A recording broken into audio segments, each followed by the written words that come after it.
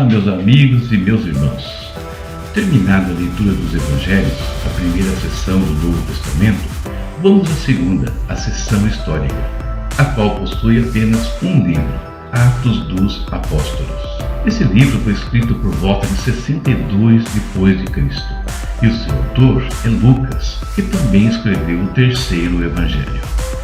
Lucas escreveu provavelmente em Roma, quando deu apoio ao apóstolo Paulo, que então estava preso.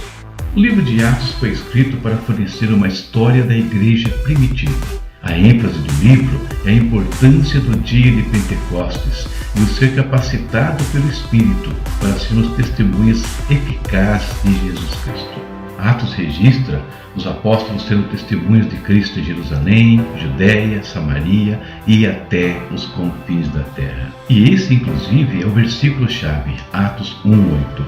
O livro esclarece mais sobre o dom do Espírito Santo, o qual capacita, orienta, ensina e serve como nosso Consolador. Ao ler o livro de Atos, somos iluminados e encorajados pelos muitos milagres que estão sendo realizados naquela época pelos apóstolos Pedro, João e Paulo. O livro de Atos enfatiza a importância da obediência à palavra de Deus e a transformação que ocorre como resultado do conhecimento de Cristo. Há também muitas referências daqueles que rejeitaram a verdade que os discípulos pregavam sobre o Senhor Jesus Cristo. Poder, ganância e muitos outros vícios do diabo são evidenciados no livro de Atos. Esse é o livro de Atos dos Apóstolos, que nós vamos ouvir nos próximos dias na voz do pastor Fábio Alves. Olá, tudo bem? Espero que sim. Vamos para a nossa leitura bíblica. Livro de Atos, capítulo 1. A promessa do Espírito Santo. Em meu primeiro livro, relatei a você, Teófilo, tudo que Jesus começou a fazer e a ensinar, até o dia em que foi levado para o céu, depois de dar a seus apóstolos escolhidos mais instruções por meio do Espírito Santo. Durante os 40 dias após seu sofrimento e morte, Jesus apareceu aos apóstolos diversas vezes. Ele lhes apresentou muitas provas claras de que estava vivo e lhes falou do reino de Deus. Certa ocasião, enquanto comia com eles, deu-lhes a seguinte ordem: não saiam de Jerusalém até o Pai enviar a promessa, conforme eu lhes disse antes. João batizou com água, mas dentro de poucos dias vocês serão batizados com o Espírito Santo. A ascensão de Jesus. Então os que estavam com Jesus lhe perguntaram: Senhor, será esse o momento em que restaurará o reino a Israel? Ele respondeu: o Pai já determinou o tempo e a ocasião para que isso aconteça, e não cabe a você saber. Vocês receberão poder quando o Espírito Santo descer sobre vocês, e serão minhas testemunhas em toda parte, em Jerusalém, em toda a Judéia, em Samaria e nos lugares mais distantes da terra. Depois de ter dito isso, foi elevado numa nuvem e os discípulos não conseguiram mais vê-lo. Continuaram a olhar atentamente para o céu, até que 2 homens vestidos de branco apareceram de repente no meio deles e disseram: Homens da Galileia, por que estão aí parados olhando para o céu? Esse Jesus que foi elevado do meio de vocês ao céu, voltará do mesmo modo como o viram subir. Matias substitui Judas. Então voltaram do Monte das Oliveiras para Jerusalém, cerca de 1 quilômetro de distância. Quando chegaram, subiram à sala no andar superior da casa onde estavam hospedados. Estavam ali Pedro, João, Tiago, André, Filipe, Tomé, Bartolomeu, Mateus, Tiago, filho de Alfeu, Simão, Zelote e Judas, filho de Tiago. Todos eles se reuniam em oração com um só propósito, acompanhados de algumas mulheres e também de Maria, mãe de Jesus, e os irmãos dele. Por esse tempo, quando cerca de 120 discípulos estavam reunidos num só lugar, Pedro se levantou e disse: Irmãos, era necessário que se cumprissem as Escrituras a respeito de Judas, que serviu de guia aos que prenderam Jesus. Esse acontecimento havia sido predito pelo Espírito Santo por meio do rei Davi. Judas era um de nós e participava do ministério conosco. Ele comprou um campo com o dinheiro que recebeu por sua perversidade. Ao cair ali de cabeça, seu corpo se partiu ao meio e seus intestinos se derramaram. A notícia se espalhou entre todos os habitantes de Jerusalém e eles deram ao lugar o nome aramaico Aceldama, que significa campo de sangue. Pedro continuou: estava escrito no livro de Salmos, que sua casa fique desolada sem ninguém morando nela. Também diz que outro ocupe seu lugar. Agora, portanto, devemos escolher um dentre os homens que estiveram conosco durante todo o tempo em que o Senhor Jesus andou entre nós, desde que ele foi batizado por João até o dia em que foi tirado de nosso meio e elevado ao céu. O escolhido se juntará a nós como testemunha da ressurreição. Então indicaram 2 homens, José, chamado Barsabás, e conhecido também como Justo, e Matias. Em seguida oraram: Senhor, Tu conheces cada coração. Mostra-nos qual destes homens escolheste como apóstolo para substituir Judas neste ministério, pois ele se desviou e foi para seu devido lugar. Então lançaram sortes e Matias foi escolhido como apóstolo, juntando-se aos outros 11. Capítulo 2. A vinda do Espírito Santo. No dia de Pentecostes, todos estavam reunidos num só lugar. De repente veio do céu um som como de um poderoso vendaval e encheu a casa onde estavam sentados. Então surgiu algo semelhante a chamas ou línguas de fogo que pousaram sobre cada um deles. Todos ficaram cheios do Espírito Santo e começaram a falar em outras línguas conforme o Espírito os habilitava. Naquela época, judeus devotos de todas as nações viviam em Jerusalém. Quando ouviram o som das vozes, vieram correndo e ficaram espantados, pois cada um deles ouvia em seu próprio idioma. Muitos admirados exclamavam: como isto é possível? Estes homens são todos galileus e, no entanto, cada um de nós os ouve falar em nosso próprio idioma. Estão aqui partos, medos, elamitas, habitantes da Mesopotâmia, da Judéia, da Capadócia, do Ponto, da província da Ásia, da Frígia, da Panfilha, do Egito e de regiões da Líbia próximas a Cirene, visitantes de Roma, tanto judeus como convertidos ao judaísmo, cretenses e árabes, e todos nós ouvimos estas pessoas falarem em nossa própria língua sobre as coisas maravilhosas que Deus fez. Admirados e perplexos, perguntavam uns aos outros: que significa isto? Outros, porém, zombavam e diziam: eles estão bêbados. Pedro se dirige à multidão. Então Pedro deu um passo à frente com os 12 apóstolos e dirigiu-se em alta voz à multidão: ouçam com atenção todos vocês, povo da Judéia e habitantes de Jerusalém, escutem o que lhes digo. Estas pessoas não estão bêbadas, como alguns de vocês pensam, pois são apenas 9 horas da manhã. Pelo contrário, o que vocês estão vendo foi predito há tempos pelo profeta Joel. Nos últimos dias, disse Deus, derramarei meu espírito sobre todo tipo de pessoa. Seus filhos e suas filhas profetizarão, os jovens terão visões e os velhos terão sonhos. Naqueles dias derramarei meu espírito até mesmo sobre servos e servas, e eles profetizarão.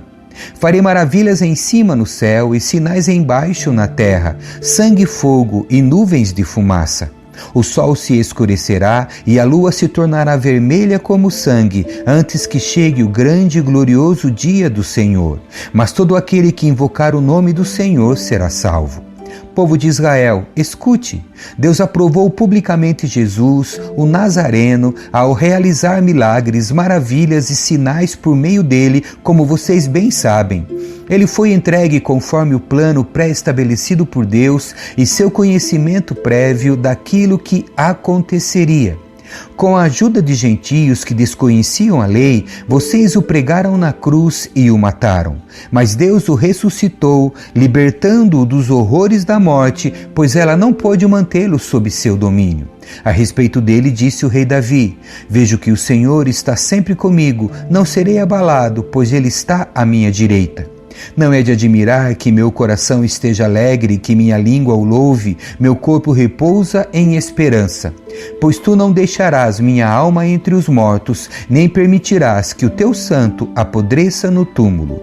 Tu me mostraste o caminho da vida e me encherás com a alegria de tua presença. Irmãos, permitam-me dizer com toda a convicção que o patriarca Davi não estava se referindo a si mesmo, pois ele morreu e foi sepultado, e seu túmulo ainda está aqui entre nós. Mas ele era profeta e sabia que Deus havia prometido, sob juramento, que um de seus descendentes se sentaria em seu trono. Davi estava olhando para o futuro e falando da ressurreição do Cristo, que não foi deixado entre os mortos, nem seu corpo apodreceu no túmulo. Foi esse Jesus que Deus ressuscitou e todos nós somos testemunhas disso. Ele foi exaltado ao lugar de honra à direita de Deus. E conforme havia prometido, o Pai lhe deu o Espírito Santo, que ele derramou sobre nós, como vocês estão vendo e ouvindo hoje. Pois Davi não subiu ao céu e, no entanto, disse: O Senhor disse ao meu Senhor: Sente-se no lugar de honra à minha direita, até que eu humilhe seus inimigos e os ponha debaixo de seus pés. Portanto, saibam com certeza todos em Israel que a esse Jesus que vocês crucificaram, Deus fez Senhor e Cristo. As palavras partiram o coração dos que ouviam e eles perguntaram a Pedro e aos outros apóstolos: Irmãos, o que devemos fazer? Pedro respondeu: Vocês devem se arrepender para o perdão de seus pecados e cada um deve ser batizado em nome de Jesus Cristo. Então receberão a dádiva do Espírito Santo. Essa promessa é para vocês, para seus filhos e para os que estão longe, isto é, para todos que forem chamados pelo Senhor nosso Deus. Pedro continuou a pregar, advertindo com insistência a seus ouvintes: salvem-se desta geração corrompida. Os que acreditaram nas palavras de Pedro foram batizados, e naquele dia houve um acréscimo de cerca de 3.000 pessoas. A comunidade dos novos convertidos. Todos se dedicavam de coração ao ensino dos apóstolos, à comunhão e ao partir do pão e à oração. Havia em todos eles um profundo temor, e os apóstolos realizavam muitos sinais e maravilhas. Os que criam se reuniam num só lugar e compartilhavam tudo o que possuíam. Vendiam propriedades e bens e repartiam dinheiro com os necessitados. Adoravam juntos no templo diariamente, reuniam-se nos lares para comer e partiam o pão com grande alegria e generosidade, sempre louvando a Deus e desfrutando a simpatia de todo o povo. E a cada dia o Senhor lhes acrescentava aqueles que iam sendo salvos. Capítulo 3. Pedro cura um mendigo aleijado. Certo dia, por volta das 3 da tarde, Pedro e João foram ao templo orar. Um homem aleijado de nascença estava sendo carregado. Todos os dias, ele era colocado ao lado da porta chamada Formosa para pedir esmolas a quem entrasse no templo. Quando ele viu que Pedro e João iam entrar, pediu-lhes dinheiro. Pedro e João se voltaram para ele. Olhe para nós, disse Pedro. O homem fixou o olhar neles, esperando receber alguma esmola. Pedro, no entanto, disse: Não tenho prata nem ouro, mas lhe dou o que tenho. Em nome de Jesus Cristo, o Nazareno, levante-se e ande. Então Pedro segurou o aleijado pela mão e o ajudou a levantar-se. No mesmo instante, os pés e os tornozelos do homem foram curados e fortalecidos. De um salto, ele se levantou e começou a andar. Em seguida, caminhando, saltando e louvando a Deus, entrou no templo com eles. Quando o viram caminhar e o ouviram louvar a Deus, todos perceberam que era o mesmo mendigo que tantas vezes tinham visto na Porta Formosa e ficaram perplexos. Admirados, correram todos para o pórtico de Salomão, onde o homem permanecia com Pedro e João e não se afastava deles. Pedro anuncia as boas novas no templo. Pedro, percebendo o que ocorria, dirigiu-se à multidão. Povo de Israel, por que ficam surpresos com isso? Disse ele. Porque olham para nós como se tivéssemos feito este homem andar por nosso próprio poder ou devoção? Pois foi o Deus de Abraão, de Isaque e de Jacó, o Deus de nossos antepassados, que glorificou seu servo Jesus, a quem vocês traíram e rejeitaram diante de Pilatos, apesar de ele ter decidido soltá-lo. Vocês rejeitaram o santo e justo e, em seu lugar, exigiram que um assassino fosse liberto. Mataram o autor da vida, mas Deus o ressuscitou dos mortos, e nós somos testemunhas desse fato. Pela fé no nome de Jesus, esse homem que vocês veem e conhecem foi curado. A fé no nome de Jesus o curou diante de seus olhos. Irmãos, sei que vocês e seus líderes agiram por ignorância, mas Deus assim cumpriu o que todos os profetas haviam predito acerca do Cristo, que era necessário ele sofrer essas coisas. Agora, arrependam-se e voltem-se para Deus, para que seus pecados sejam apagados.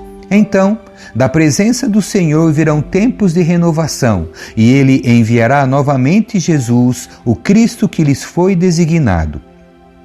Pois ele deve permanecer no céu até o tempo da restauração final de todas as coisas, conforme Deus prometeu há muito tempo por meio de seus santos profetas. Moisés disse: "O Senhor, seu Deus, levantará para vocês um profeta como eu do meio de seu povo. Ouçam com atenção tudo o que ele lhes disser. Quem não der ouvidos a esse profeta será eliminado do meio do povo."